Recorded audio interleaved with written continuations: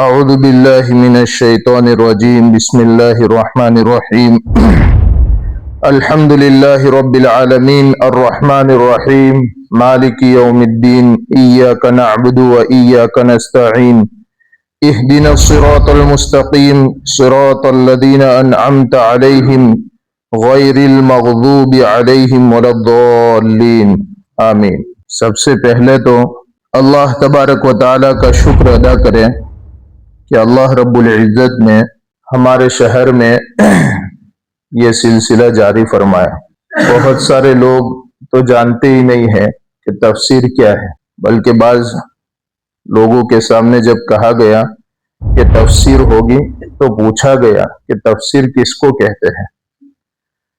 میں اکثر کہتا ہوں کہ قرآن پاک اللہ تبارک و تعالیٰ نے ہم سب کو عطا فرمایا ہے، تو در حقیقت یہ اللہ تبارک و تعالیٰ کا ایک خط ہے جو ہم مسلمانوں کو بلکہ عام انسانوں کو اللہ تبارک و تعالیٰ نے عطا فرمایا ہے، اور یہ قرآن کریم ہر انسان کے لیے ہے۔ ایسا نہیں ہے کہ صرف مسلمانوں کے لیے، بلکہ دنیا میں بسنے والے ہر انسان کے لیے اللہ تبارک و تعالیٰ نے ایک یہ قرآن اتارا ہے۔ اس لیے میں نے اکثر کہتا ہوں کہ ہمارا دوست اگر کوئی باہر رہتا ہو تو اس کا خط آوے انگریزی میں یا کسی اور زبان میں جو ہم نہیں جانتے ہیں، تو ہم اس زبان کو کے جاننے والوں کے پاس جائیں گے وہ خط لے کر اور پوچھیں گے کہ بھئی میرا یہ دوست ہے، جگری ہے، تو اس نے یہ خط میں کیا لکھا ہے؟ تو قرآن تو اللہ تبارک و تعالیٰ کی طرف سے آیا ہے، اور اللہ تبارک و تعالیٰ ہم سب کے لیے ہمارے دوستوں سے بھی زیادہ محبوب ہے۔ تو جو خط اللہ کی طرف سے ہمارے پاس آیا ہے اس کو جاننے کی کوشش کرنی چاہیے کہ نہیں بھائی؟ تو اسی کوشش کے لیے جو ہے، اسی فکر کو لے کر یہ قرآن کریم کی تفسیر کو شروع کیا جا رہا ہے۔ قرآن کریم کی تفسیر میں ایک تو جو آیت ہمارے سامنے ابھی پڑھی گئی جیسے الحمدللہ رب العالمین پوری سورت، تو ایک تو اس کا معنی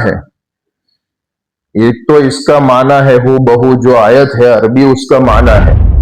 دوسرا، بعض آیت اللہ تبارک و تعالیٰ نے ایسے ہی اتاری، مطلب اس میں احکام ہے اور امت کو کوئی پیغام دینا ہے، اور بعض آیتیں خاص موقعوں پر نازل ہوئی ہیں۔ مثال کے طور پر کوئی واقعہ ایسا پیش آ گیا تو اس موقع پر وہ آیت کریمہ نازل ہوئی، اس واقعے کو بتلانے کے لیے، یا کسی صحابی نے آ کر کوئی مسئلہ پوچھا، کوئی بات پوچھی رسول اللہ صلی اللہ علیہ وسلم سے، تو اللہ تبارک و تعالیٰ نے اس کی جواب میں وہ آیت کریمہ نازل فرمائی، تو اس کو کہتے شان نزول۔ تفسیر کے باب میں اس کو کہتے شان نزول، یعنی قرآن کے اترنے کا، اس آیت کے اترنے کی کیا وجہ ہے۔ دوسری بات یہ ہے کہ قرآن کریم ایک ساتھ نہیں اترا ہے، بلکہ 23 سال کی زندگی میں تھوڑا تھوڑا رسول اللہ صلی اللہ علیہ وسلم پر نازل ہوا۔ کبھی ایک آیت کا چھوٹا سا ٹکڑا اور کبھی پوری سورت۔ آپ سب کو معلوم ہوگا کہ رسول اللہ صلی اللہ علیہ وسلم پر قرآن کریم کی جو سب سے پہلے آیت کریمہ نازل ہوئی وہ ہے اقرأ بسم ربک الذی خلق۔ یہ سورہ فاتحہ جو میں نے آپ کے سامنے تلاوت کی، وہ سورہ فاتحہ ایک پوری سورت ہے۔ مفسرین لکھتے ہیں کہ نازل ہونے میں اقرأ یہ 5 آیتیں ہیں، وہ سب سے پہلے نازل ہوئی، لیکن رسول اللہ صلی اللہ علیہ وسلم پر جو پوری سورت نازل ہوئی ان میں سب سے پہلے سورہ فاتحہ نازل ہوئی، پوری سورت نازل ہوئی، ان میں سب سے پہلے سورہ فاتحہ۔ اور بلکہ یوں فرمایا کہ ایک فرشتہ حدیث پاک میں ہے جس کا مفہوم ہے کہ ایک مرتبہ صحابہ کرام رضوان اللہ علیہم اجمعین بیٹھے ہوئے تھے اور اچانک سے آواز آئی، تو صحابہ کرام رضوان اللہ علیہم اجمعین نے پوچھا کہ یا رسول اللہ صلی اللہ علیہ وسلم یہ آواز کس چیز کی ہے؟ تو فرمایا کہ آج جنت کا ایک دروازہ کھلا ہے جو زندگی میں کبھی نہیں کھلا، اور اس دروازے سے ایک فرشتہ آیا ہے میرے پاس اور اس نے آ کر مجھے ایک خوشخبری دی ہے کہ آپ کو 2 نور کی خوشخبری ہو آج کے دن کے لیے. اور وہ 2 نور کیا ہے؟ ایک سورہ فاتحہ ہے. کیا ہے بھائی؟ ایک سورہ فاتحہ ہے اور دوسرا سورہ بقرہ کا آخری رکوع. یہ 2 نور جو ہے اس وقت وہ فرشتہ ان 2 نور کی خوشخبری لے کر آیا تھا. سورہ فاتحہ کی بہت ساری فضیلتیں ہیں. ایک تو ہم اس سورت کو سورہ فاتحہ کہتے ہیں. اس سورت کا دوسرا نام سورہ شفا بھی ہے. یعنی کسی مریض کے اوپر اگر اس سورت کو پڑھ کر دم کیا جاتا ہے تو اس سے اللہ تبارک و تعالی شفا عطا فرماتے ہیں. بلکہ حدیث پاک میں بھی کئی واقعات میں ہے کہ صحابہ کرام رضوان اللہ علیہم اجمعین کے زمانے میں اگر کسی پر جادو یا جنات کا اثر ہو جاتا تھا تو یہ سورت پڑھ کر اس پر دم کیا کرتے تھے. اللہ تبارک و تعالی اس کی وجہ سے اس کو شفا عطا فرما دیتے تھے. اسی لیے اس کو سورہ شفا بھی کہا گیا ہے. ایک خصوصیت اس کی یہ ہے کہ قرآن کریم کے 30 پارے ہیں. پارہ یہ فارسی کا لفظ ہے. اس کا معنی ہے ٹکڑا، جز، ٹکڑا. اس کا مطلب یہ ہے کہ قرآن کریم کے 30 پارے ہیں، 30 ٹکڑے ہیں. اور یہ جو پارے کی شکل بنائی ہے وہ رسول اللہ صلی اللہ علیہ وسلم کے زمانے سے نہیں ہے، بلکہ بعد میں جا کے اس کو شکل دیا گیا پارے کی شکل میں، تاکہ قرآن ایک جگہ محفوظ ہو جائے، ایک بہترین شکل میں محفوظ ہو جائے. لیکن یہ سورہ فاتحہ، مفسرین لکھتے ہیں کہ سورہ فاتحہ کسی بھی پارے میں اس کا یہ شامل نہیں ہے، بلکہ ایک 30 پارے سے الگ ہی ایک سورت ہے. اسی لیے اس کا نام فاتحہ ہے. فرمایا ہم اگر کسی کتاب کو پڑھتے ہیں تو کتاب کے آگے تمہید لکھی ہوئی ہوتی ہے. کتاب اگر کوئی ہم پڑھے، کوئی بھی اردو کتاب، تو اس کے آگے تمہید لکھی ہوئی ہوتی ہے. یعنی اس میں یہ وضاحت کی ہوئی ہوتی ہے کہ بھئی یہ کتاب کس کے متعلق ہے، اس میں کیا کیا باتیں ہیں. بالکل اسی طریقے سے اللہ تبارک و تعالیٰ نے سورہ فاتحہ نازل فرمائی اور اس میں بتا دیا کہ میں نے قرآن میں کیا کیا اتارا ہے. اس لیے مفسرین لکھتے ہیں کہ جو پوری قرآن میں ہے وہ سورہ فاتحہ میں ہے. جو پوری قرآن میں ہے وہ سورہ فاتحہ. میں آگے بتاؤں گا. ایک حدیث پاک کا مفہوم ہے کہ سورہ فاتحہ ایک ایسی سورت ہے جو نہ تورات میں نازل ہوئی نہ انجیل میں نازل ہوئی، بلکہ پورے قرآن میں بھی اس جیسی سورت کوئی نازل نہیں ہوئی. ایک اور بات ہے کہ قرآن کریم جو ہے، پوری قرآن کریم میں اللہ تبارک و تعالیٰ نے 3 باتوں کو خاص طور سے بیان فرمایا. جتنی بھی آیت کریمہ ہے وہ ساری کی سارے آیت کریمہ ان 3 باتوں کے متعلق ہے. آپ کسی نہ کسی طریقے سے ترجمہ پڑھ کے دیکھیں گے تو ان 3 باتوں کے متعلق ہر آیت کریمہ ہے. اور وہ 3 باتیں کیا ہے؟ نمبر 1 توحید ہے. نمبر 1 توحید ہے، یعنی اللہ کی وحدانیت، اللہ کا ایک ہونا بیان کرنا، یہ توحید ہے. نمبر 2 رسالت ہے. رسول اللہ صلی اللہ علیہ وسلم کو جو ہمارے پاس بھیجا گیا تو اس کو کہتے رسالت. رسول اللہ صلی اللہ علیہ وسلم کی رسالت پر ایمان لانا یہ بھی ہم مسلمانوں کے لیے ضروری ہے، فرض ہے. تو نمبر 2 رسالت ہے اور نمبر 3 میں آخرت ہے. آخرت ہے. تو یہ 3 باتیں پوری قرآن کریم میں بیان فرمائی. اور یہ سورہ فاتحہ کا اگر ترجمہ اور اس کی تفسیر آپ سنیں گے اور پڑھیں گے تو آپ کو پتا چلے گا کہ اس سورہ فاتحہ میں بھی یہ 3 باتیں ہیں. نمبر 1 توحید ہے، نمبر 2 رسالت ہے اور نمبر 3 آخرت ہے.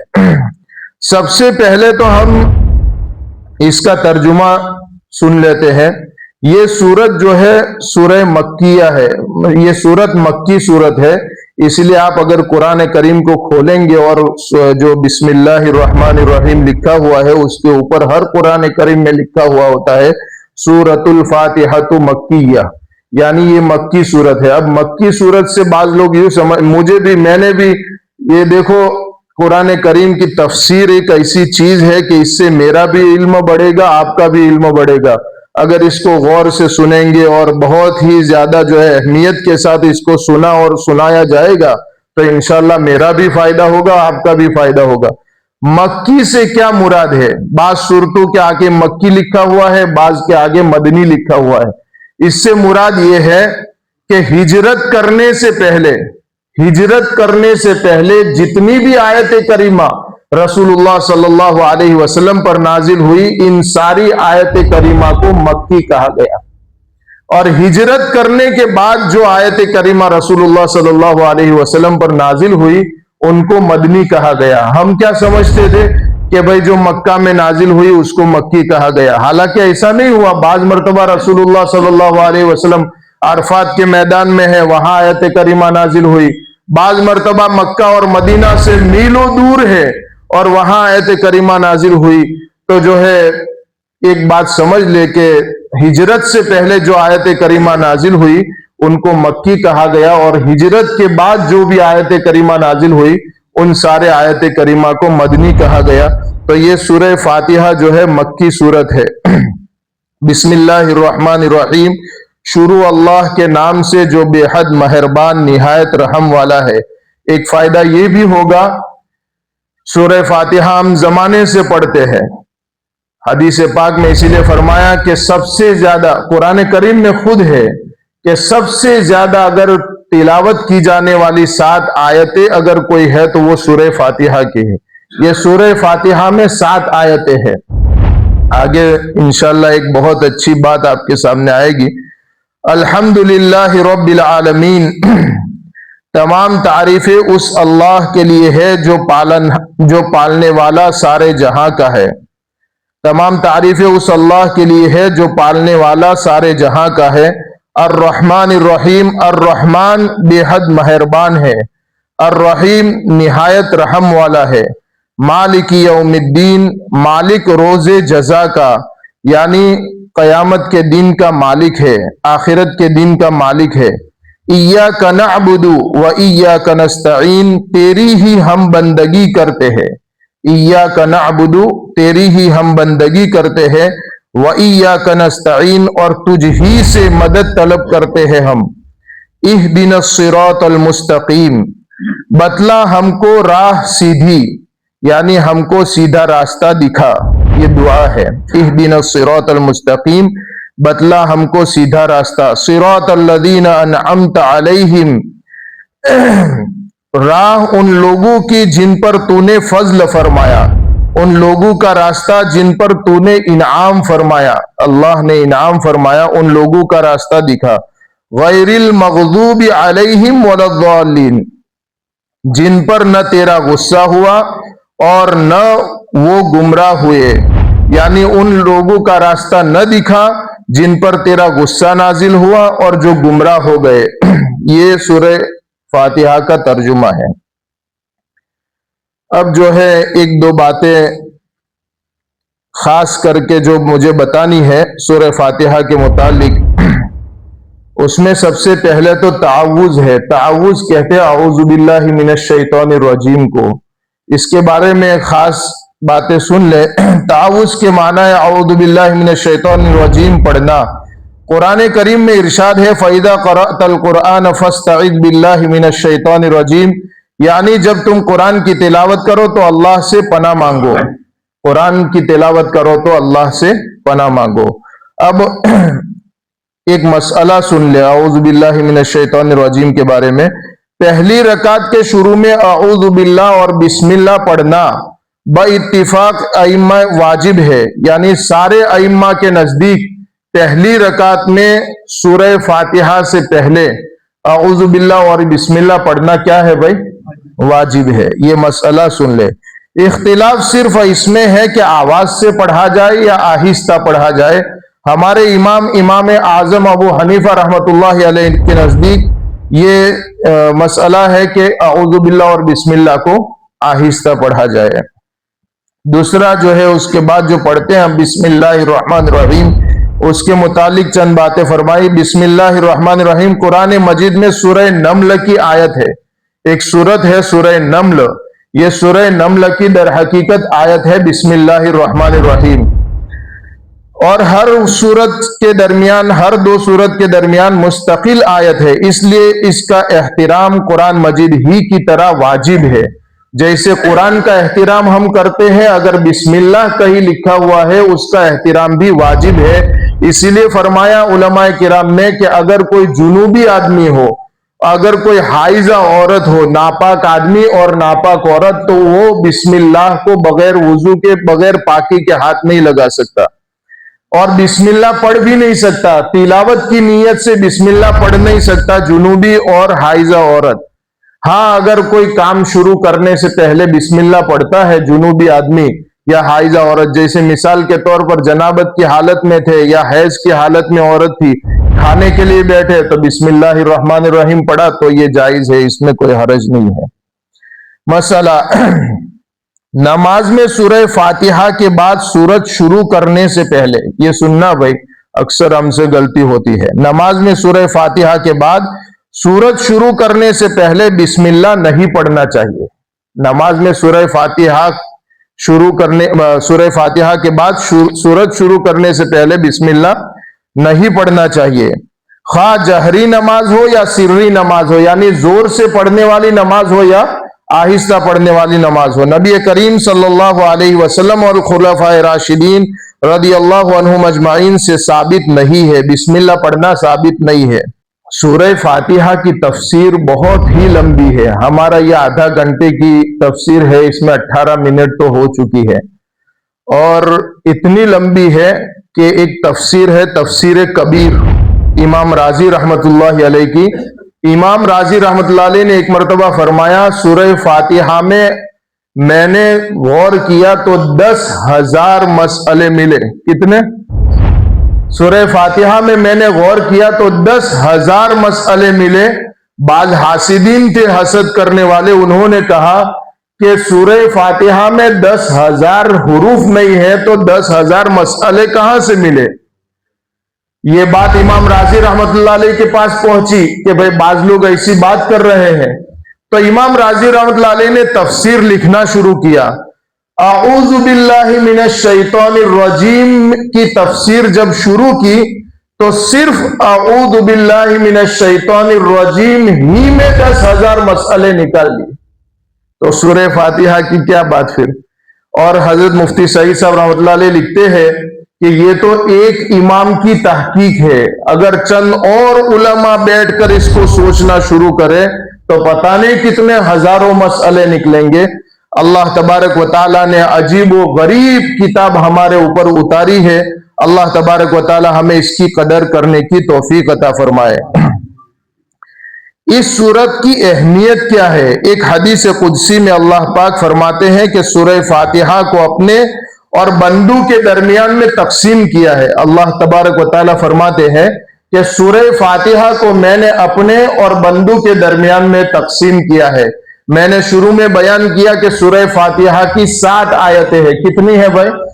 3.5 आयतें अल्लाह से ताल्लुक रखती है और 3.5 आयतें बंदे से ताल्लुक रखती है। अब आगे सुने इंशाल्लाह, इसको गौर से अगर सुन लेंगे तो नमाज पढ़ने में भी मजा आएगा। इंशाल्लाह आज से नमाज पढ़ने में भी मजा आएगा अगर इसको गौर से सुन लेंगे। पहली ही आयत करीमा है सूरह फातिहा की, अल्हम्दुलिल्लाहि रब्बिल आलमीन, जिसका माना है तमाम तारीफें उस अल्लाह के लिए है जो सारे जहानों के पालनहार है। तो अल्लाह तबारक व तआला क्या फरमाते हैं, जब बंदा नमाज में यूं कहता है ना भाई अल्हम्दुलिल्लाहि रब्बिल आलमीन, तो अल्लाह तबारक व तआला फौरन जवाब देते हैं हमीदनी अब्दी, कि मेरे बंदे ने मेरी तारीफ की। क्या कहते हैं अल्लाह पाक? मेरे बंदे ने मेरी तारीफ की। और फिर जब दूसरी आयत बंदा पढ़ता है अर्रहमानिर रहीम, जिसका माना है अल्लाह बेहद मेहरबान निहायत रहम वाले हैं, तो अल्लाह तबारक व तआला फौरन उसके जवाब में कहते हैं कि अस्ना अलैया अब्दी, मेरे बंदे ने मेरी सताइश की, यानी मेरी तारीफ की। और फिर उसके बाद जब बंदा कहता है मालिक यौमिद्दीन, वो जजा के दिन का मालिक है, यानी बदले के दिन का मालिक है, तो अल्लाह तबारक व तआला फौरन फरमाते हैं मज्जदनी अब्दी, मेरे बंदे ने मेरी बुजुर्गी यानी बड़ाई बयान की। गर्ज अल्लाह तबारक व तआला हर आयत पर जवाब देते हैं। अब इससे पता चला कि सूरह फातिहा जब हम पढ़े नमाज में تو ایسے نہیں پڑھنا چاہیے الحمدللہ رب العالمین الرحمن الرحیم مالک یوم الدین ایاک نعبد و ایاک نستعین، ایسے نہیں پڑھنی چاہیے۔ کیوں؟ ہاں مفتی صاحب نے لکھا ہے کہ اگر کوئی جلدی ہے، کوئی ایسا عذر ہے تو پڑھ سکتے ہیں، لیکن جتنا ہو سکے ہر آیت کو الگ الگ پڑھنا چاہیے، کیونکہ اللہ پاک ہر آیت پر بندے کو جواب دیتے ہیں۔ تو اللہ کے جواب کا انتظار بھی ہم نہیں کرتے اور پڑھتے رہتے ہیں، بلکہ بندہ سوچے کہ جب میں نے یہ آیت پڑھی تو اللہ نے یہ جواب دیا تو انشاءاللہ نماز میں اور دھیان بڑھ جائے گا۔ اس کے بعد کتنی آیت ہوئی بھائی؟ 3 آیتیں ہوئی۔ اب آگے کون سی آیت ہے؟ ایاک نعبد و ایاک نستعین، جس کا معنی میں نے آپ کے سامنے بیان کیا ہے۔ ایاک نعبد کا معنی ہے ہم آپ ہی کی بندگی کرتے ہیں، یہ بندے کے متعلق ہے۔ یہ آیت کس کے متعلق ہے؟ اللہ کے متعلق ہے۔ کس کے متعلق ہے بھائی؟ اللہ کے، کیونکہ بندگی کے لائق کون ہے؟ اللہ ہے۔ اس سے پتا چلا کہ بندگی کے لائق اگر کوئی ہے تو وہ ایک ہی ذات ہے اور وہ اللہ ہے، اس کے علاوہ کسی اور کی بندگی نہیں کی جا سکتی۔ اس کے بعد جو ہے بندے نے کہا وَإِيَّاكَ نَسْتَعِينُ، یعنی ہم تجھ ہی سے مدد چاہتے ہیں۔ اب مدد چاہنے کا کس نے کہا بھائی؟ بندے نے کہا ہے، تو یہ آیت بندے کے متعلق ہو گئی۔ اب اس کے جواب میں اللہ پاک کیا فرماتے ہیں؟ اللہ پاک اس کے جواب میں فرماتے ہیں ہَذَا بَيْنِي وَبَيْنَ عَبْدِي، یہ آیت میرے اور میرے بندے کے درمیان ہے۔ اور پھر اس کے بعد فرماتے اللہ تبارک و تعالیٰ وَلِعَبْدِي مَا سَأَلَ، اور میرے بندے نے جو کچھ مانگا ہے میں ضرور اس کو دوں گا، میں ضرور اس کو دوں گا، کیونکہ آگے مانگنے والا ہے۔ اب کیا مانگ رہا ہے؟ اہدنا الصراط المستقیم۔ اب یہ جو 3 آیتیں ہیں وہ 3 آیتوں کا جواب اللہ پاک ہر آیت میں نہیں دیتے، بلکہ تینوں آیتیں جب پوری ہو جاتی ہے اس کے بعد جواب دیتے ہیں اہدنا الصراط المستقیم، ہمیں سیدھا راستہ دکھا، صراط الذین انعمت علیہم، ہمیں وہ راستہ دکھا جس پر آپ کے وہ بندے چلتے رہے ہیں جن پر آپ نے انعام فرمایا، غیر المغضوب علیہم ولا الضالین۔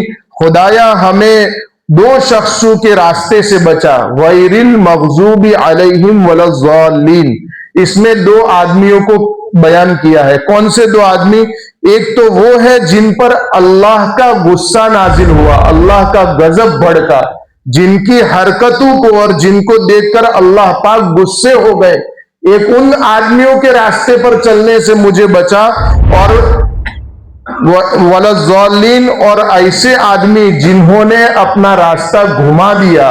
اللہ تبارک و تعالیٰ نے خود قرآن کریم کے ذریعے اور رسول اللہ صلی اللہ علیہ وسلم کے ذریعے سے ایک راستہ دکھایا، لیکن ان لوگوں نے وہ راستہ گھما دیا اور دوسرے راستوں میں بھٹک گئے۔ ان آدمیوں کی جو ہے ان آدمیوں کی پیروی سے ہماری حفاظت فرما۔ تو اللہ تبارک و تعالیٰ پھر فرماتے ہیں ہَذَا الْعَبْدِ وَلِعَبْدِ مَا سَأَلَ، یہ میرے بندے کی دعا ہے۔ یہ 3 آیتیں جب پوری ہوتی ہے تو اللہ تبارک و تعالیٰ فرماتے ہیں یہ میرے بندے کی دعا ہے اور میں اپنے بندے کی دعا پوری کروں گا، اور میں اپنے بندے کی دعا پوری کروں گا۔ اگر اس طریقے سے ہم نماز پڑھیں گے سوچتے ہوئے تو کتنا فائدہ ہوگا۔ اللہ تبارک و تعالی ہمیں عمل کی توفیق عطا فرمائے۔ اب سورہ فاتحہ میں اللہ تبارک و تعالی نے 3 جو ہے صفتیں بیان کی ہے، خاص طور پر اپنی 3 صفتیں بیان کی ہے۔ اس میں پہلی صفت ربوبیت ہے، الحمدللہ رب العالمین۔ پہلی صفت کون سی ہے بھائی؟ ربوبیت۔ ربوبیت معنی رب ہونا، اور رب کس کو کہتے ہیں؟ اس میں رب کے اندر جو ہے 3 صفتیں ہوتی ہے۔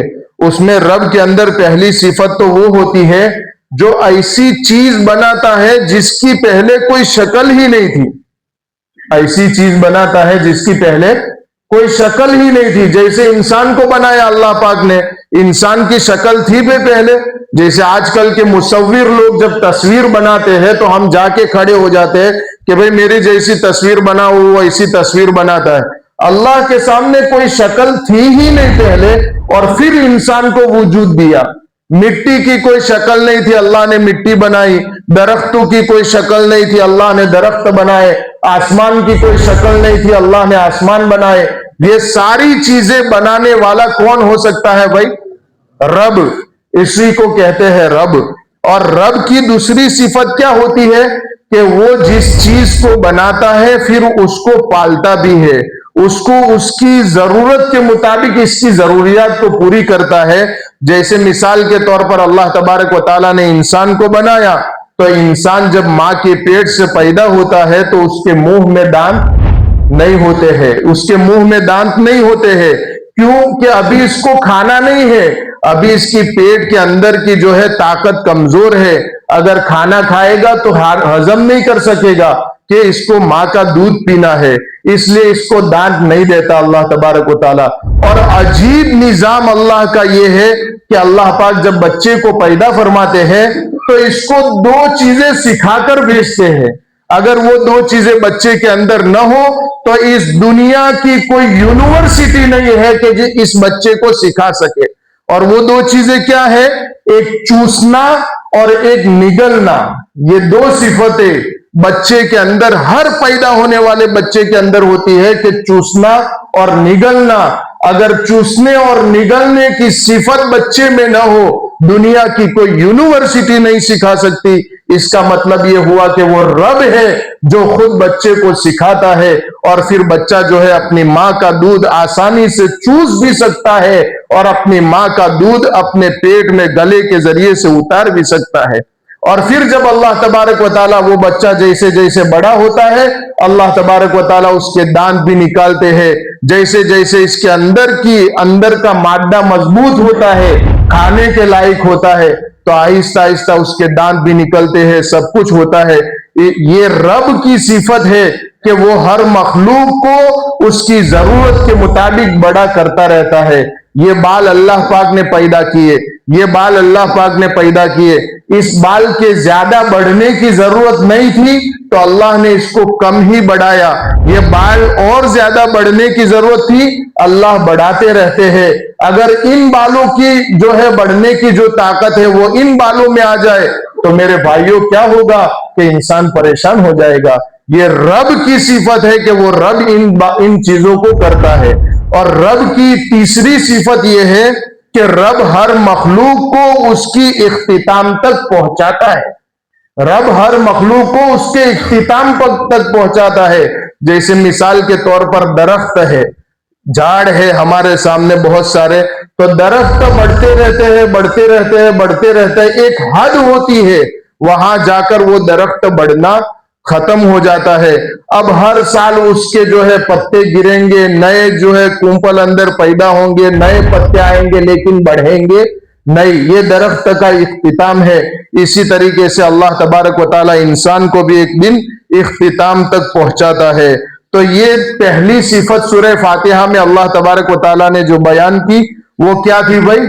ربوبیت کی۔ دوسری صفت جو اللہ تبارک و تعالیٰ نے بیان کی الرحمن الرحیم، رحمت کی۔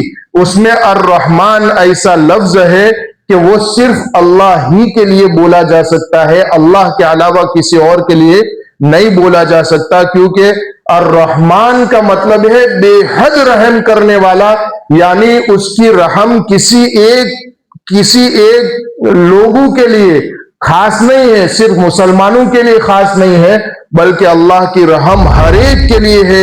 اس لیے اللہ تبارک و تعالیٰ جانوروں پر بھی رحم کرتا ہے، مسلمانوں پر بھی رحم کرتا ہے، غیر مسلمانوں پر بھی رحم کرتا ہے، ہر ایک کو کھانا دیتا ہے، ہر ایک کو پانی دیتا ہے۔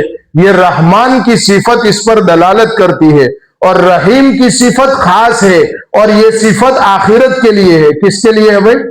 یہ صفت آخرت کے لیے ہے کہ اللہ تبارک و تعالیٰ آخرت میں رحیم ہوگا، یعنی خاص بندوں کے لیے ہی اللہ کی رحمت ہوگی۔ اور وہ بندے کون ہیں؟ جنہوں نے سیدھا راستہ اختیار کیا، ہدایت والا راستہ اختیار کیا، وہ جو ہے رحیم والی صفت کے مستحق ہوں گے۔ اور تیسری صفت مالک یوم الدین ہے۔ بہت ساری باتیں ہیں تفصیل کے ساتھ، لیکن یہ وقت میں بیان نہیں کی جا سکتی، آدھا گھنٹہ تو ہو چکا ہے۔ تیسری صفت جو اللہ تبارک و تعالیٰ نے قرآن کریم یہ سورہ فاتحہ میں بیان کی وہ جو ہے مالک یوم الدین ہے۔ وہ صفت کا مطلب یہ ہے کہ وہ روز جزا کا مالک ہے۔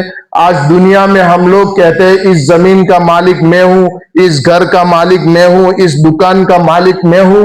ایک دن وہ آئے گا کہ کوئی انسان کسی چیز کا مالک نہیں ہوگا، کسی چیز کا مالک نہیں ہوگا. یہ ہم حقیقی مالک نہیں ہے، یہ عارضی مالک ہے. ابھی تھوڑے دنوں کے بعد یہ ساری چیزیں ہماری ملکیت میں سے چلی جائے گی اور ہم اللہ رب العزت کے سامنے کھڑے ہوں گے اور اللہ تبارک و تعالیٰ اس وقت یوں کہیں گے لمن الملک اليوم، آج کس کی بادشاہت ہے، آج مالک کون ہے؟ سارے کے سارے لوگ نیچا سر جھکا کے کھڑے ہوں گے. حدیث پاک میں آتا ہے جس کا مفہوم ہے جب سارے لوگوں کی زبانیں بند ہو جائے گی تو اللہ تبارک و تعالیٰ خود اس بات کا جواب دے گا کہ للہ الواحد القہار، آج تو ایک ہی اللہ اور زبردست قدرت والے اللہ کی ملکیت ہے اور بادشاہت ہے، اس کے علاوہ کسی کی بادشاہت نہیں ہے. اللہ تبارک و تعالیٰ سے دعا ہے، اور بھی باتیں تھی اس میں کہ صفتیں ہیں، بعض جو ہے اللہ کے ساتھ خاص ہے، بعض صفتیں بندوں کے ساتھ ہے. اللہ تبارک و تعالیٰ نے اگر موقع دیا تو دوسری مرتبہ اس کو بیان کریں گے. بس یہ اس کی جو ہے یہی وجہ ہے کہ اللہ تبارک و تعالیٰ اگر ہم اس مجلس میں جڑتے رہے تو انشاءاللہ قرآن کریم تفصیل کے ساتھ ہمارے سامنے بیان ہوگا. ایک ایک آیت کھول کر اس کا ترجمہ، اس کا مطلب ہمارے سامنے بیان ہوگا. دوستو بہت فائدہ ہوگا اور انشاءاللہ ہمیں پتہ چلے گا کہ ہمارے اللہ نے، ہمارے رب نے اس قرآن میں کیا بیان فرمایا ہے. اس لیے انشاءاللہ مشورے کے ذریعے سے ہم نے یہ بات طے کی ہے کہ انشاءاللہ ہر مہینے میں 2 دن تفسیر رہے گی. یہ منگل کو تفسیر ہوئی ہے، آئندہ منگل چھوڑ کر اس کے بعد جو منگل آئے گا اس دن پھر سے انشاءاللہ تفسیر ہوگی. ایسے سلسلہ اللہ تبارک و تعالیٰ سے دعا کرے کہ ہمارے شہر میں چلتا رہے تاکہ ہر امت کے ہر فرد کو فائدہ پہنچے. اللہ تبارک و تعالیٰ ہمارے اس بیٹھنے کو قبول فرمائے، تفسیر کی ان باتوں کو سننے کو قبول فرمائے اور ہمارے دلوں میں قرآن کریم کی حقیقی محبت پیدا فرمائے. بسم اللہ الرحمن الرحیم. سبحان اللہ و بحمدہ عدد خلقہ ورضا نفسہ وزینت عرشہ ومداد کلماتہ.